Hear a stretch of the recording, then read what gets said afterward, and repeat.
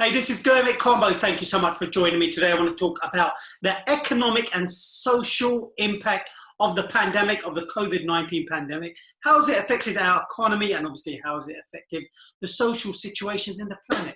I'm going to talk about this right now.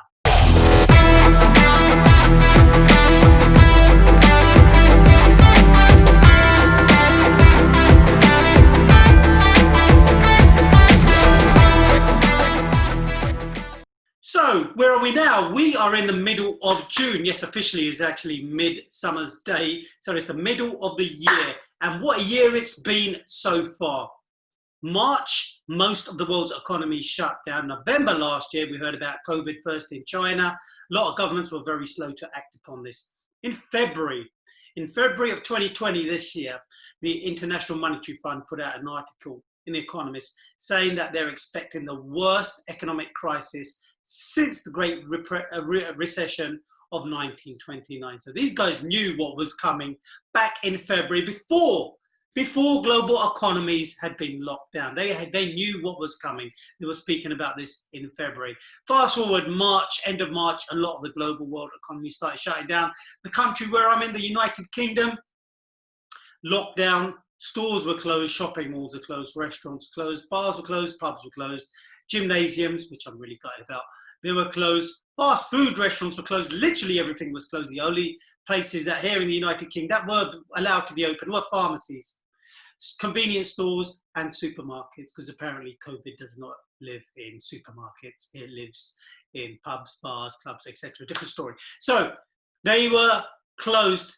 US followed suit, not all of the states, but a lot of the states, and then soon the whole country went on lockdown. Most of Europe, the most severe, and I would say severe because I'm here in the UK, we were still allowed to walk in the streets and exercise, and I was out and about a little bit here and there with my son, taking my children out for a walk. However, in countries, neighbouring countries to me, like Spain and Italy, you were not allowed out at all. There were military, literally military on the streets. I have some friends who are from Romania, which is in Eastern Europe, again, the military on the streets. And in South Asia, the military on the streets. So a lot of military, a lot of police on the streets. In the UK, we were allowed to literally breathe. We could go out. But now, here we are, June. Economies are trying to kickstart again. So what have central banks and governments done? They have thrown currency into the system. Stock markets crashed in March. And the news report, the narrative was, and I've done videos on these, the narrative was initially, this is the worst stock market crash since 2008. Then it turned to a few days later, this is the worst one since 93. Then since 1987, then it went down to 1929. Now, all media sources are now declaring that we are heading to the greatest depressionary and recessionary period in the world's history. Now, this is something I've been saying for quite a while, because the economic system itself that we rest upon, that the world's economies rest upon, is so fragile that there was one of many events that could have caused this.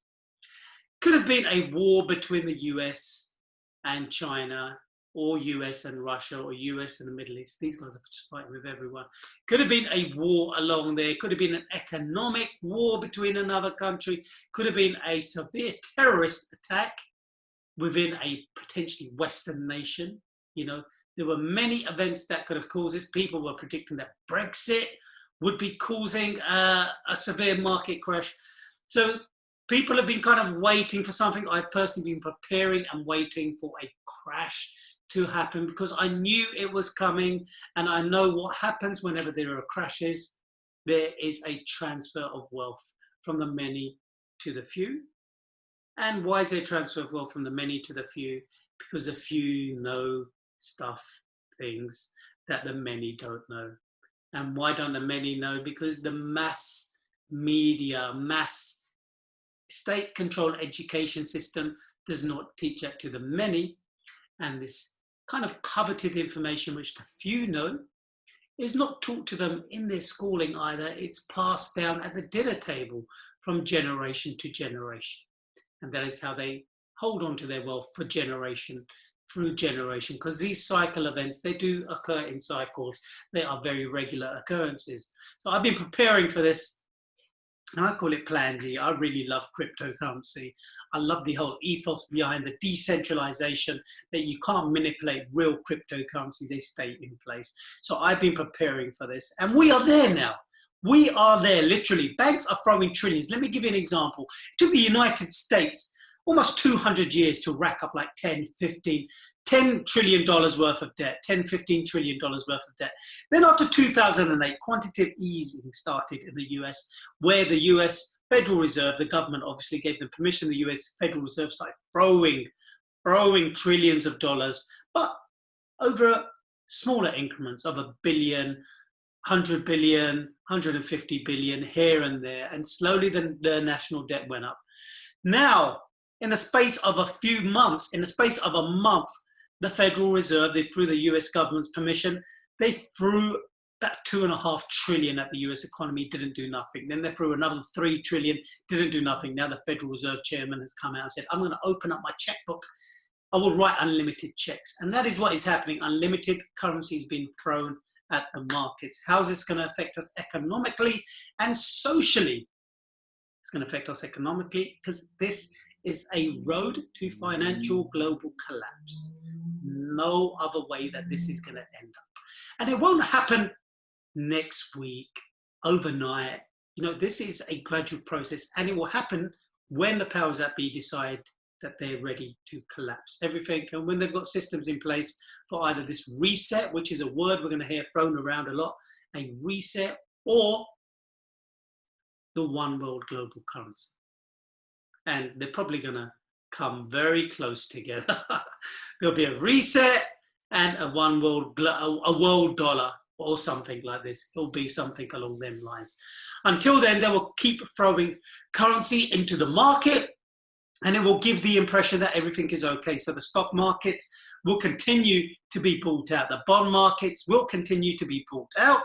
They are prolonging the huge amount of repossessions to stop the housing market collapsing. Here in the UK, they are doing this. I shall tell you how they are doing this. They had a 3-month mortgage holiday, and now they've extended another 3-month mortgage holiday, meaning that if you couldn't pay your mortgage, they gave you a 3 months grace period, and now they've extended that. However, here in the UK, the sneaky bastards have come out and said that if you were a landlord and you took the 3-year mortgage holiday, then 3-month mortgage holiday, then if you want to get another mortgage out for another buy-to-let property, which is an investment mortgage property, you won't get it. And they've thrown them at that. So people were thinking, oh, they've been so nice to us, giving us a 3-month mortgage holiday. Yeah, they've changed, they've moved, as we say here in the UK, they've moved the goalposts, right? They've changed the rules, and they will continue doing this. So, high streets here in the UK, the government have said, I've read an article today in The Independent, the government has said that they're going to defer any repossessions of high street shops, retail shops, until autumn. So there will be no repossessions in place. Come autumn, there's going to be a wave of repossessions. And this is going to be the catalyst to collapse the housing market. The office sector has already taken a massive hit because everyone's working from home. That's done. Retail sector, they're deferring any repossessions, so they're trying to keep that market afloat. The stock market, they're keeping afloat by continuing to buy back stocks, by throwing currency into them. They're the ones buying it back. I want to give you a quick example of some craziness. I was watching the news, and the reporter called this out to the presenter. Reporter was in the UK, the presenter was in the United States, CNBC. And the news was that a British firm has bought out a cheap a cheap drug to, allegedly it helps get rid of the COVID, right? It helps get rid of COVID-19, and it costs 50 pence, which is around 35 US cents, right? And on the back of that news, all of the pharmaceutical sector in the US, their stocks went up. The presenter told the reporter who was on the street in London that this is what's happened, that this drug has come out and the stocks are going up. The reporter, thank God, used a bit of his reporting sense, said, but surely if a company, if all these pharmaceutical firms have been investing billions, millions in trying to find a cure, a drug for COVID, and it turns out that another firm has produced something for a fraction of the price, wouldn't their stock price go down? Wouldn't the global financial pharmaceutical companies' stock go down on the back that somebody else has found a cure? It shouldn't be going up. And this just goes to show the manipulation out there. So there's mass manipulation going on the media, psyops, and also through our economy. This is going to lead to a global world collapse, which the dollar has actually been on that trajectory course since we were taken off the gold standard in the 1970s by Nixon. And then since the subprime mortgage crisis of 2008, 2009, they should have just let it go down then. And how's this going to affect us socially? Well, it's going to have a knock-on effect on public services. It's going to have a knock-on effect, potentially on our food supply chain, potentially. It's going to have a knock-on effect. The COVID situation, the pandemic, is obviously having an effect on our children, on their schooling. My children have not been in school for a while. And if there is a second wave, which it probably will be, because it's a kind of flu virus, right? So when's the flu season come? Well, when COVID came out around February, March, and in the Northern Hemisphere. So I'd imagine probably around November, you're probably expecting a second wave. Can the economy handle a second lockdown period? Can they handle a second lockdown period? Can businesses afford to close again? They've been given loans, they've been given furlough schemes to give out to their employees. Can they be in a position to survive another 2-3 months of a potential lockdown period if and when a second wave comes? I don't think so. We need to look at ways to store and preserve and grow our wealth outside of this crumbling, sinking system. Its days are literally numbered. You can count them. I am 44 years old. I'm 45 in December. Before I'm 50, this is done. I know I don't look 44. Before I'm 50, this whole thing is done. Why am I laughing? Why am I happy at this? It's a nervous laugh. And I do this quite a bit. It's a nervous laugh because it's going to be destroying. It's going to destroy lives. I've been preparing for this several years because when you just look at how these institutions, which are meant to help us function, they only care about themselves. That's why in 2008, subprime mortgage crisis, that is why hundreds of thousands of people were affected. They lost their homes and the banks got bailed out. They look after their own. And I'm sorry to say, ladies and gentlemen, it doesn't matter where you are on the planet, there's a high probability that you are not them. You are not in their circle. So we got to look out for ourselves. I call it Plan G. One way we all need to look at looking out for ourselves, if that makes any sense, is precious metals. Understand the importance of precious metals. These are just not no gleamy things that you wear in your ears, around your neck, or when you get married on your finger.